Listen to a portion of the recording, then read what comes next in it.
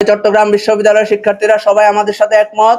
আমরা আহ্বান করব শিক্ষার্থী ভাইদেরকে, যদি আমাদের আলোচনার টেবিলে রবিবার 12টার মধ্যে যদি এগুলো সমাধান না হয়, তাহলে আপনারা সবাই আপনাদের অধিকার বুঝে নিতে চট্টগ্রাম বিশ্ববিদ্যালয়ে শাটল ট্রেন সেবা সংস্কার করতে আপনারা মাঠে নেমে আসুন। আপনাদের অধিকার আপনারা বুঝে নিন।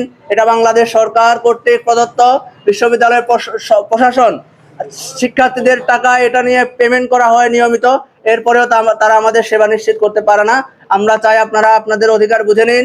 আমরা চট্টগ্রাম বিশ্ববিদ্যালয় শাটল সেবা সংস্কার আন্দোলন 2026 থেকে আজকে এখানে ঘোষণা করছি, আগামী রবিবার 12টার মধ্যে যদি বিশ্ববিদ্যালয় প্রশাসন এবং রেলওয়ে কর্তৃপক্ষ আমাদের দাবিগুলো মেনে না নেয়, আমাদেরকে সুনির্দিষ্ট একটি রোডম্যাপ না দেয়, আমরা কঠোর কর্মসূচি দিতে বাধ্য হব।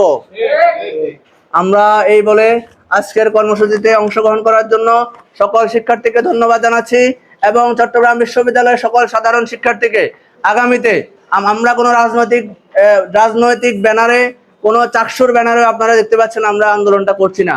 আমরা পুরো চট্টগ্রাম বিশ্ববিদ্যালয়ের সকল সাধারণ শিক্ষার্থীকে বলছি, আপনারা আমাদের সাথে একমত পোষণ করেন, আমাদের আন্দোলনে অংশগ্রহণ করেন, আপনাদের অধিকার আপনারা বুঝে নিন। এই বলে আমরা আপনাদেরকে আবারও ধন্যবাদ জানিয়ে, সাংবাদিক বন্ধুদেরকে ধন্যবাদ জানিয়ে আজকের কর্মসূচি এখানে শেষ করছি এবং আগামী রবিবার 12টার মধ্যে আমরা আবার যদি আমাদের দাবিগুলো মেনে না নেওয়া হয়, আমরা আরো কঠোর কর্মসূচি ঘোষণা দিব ইনশাল্লাহ।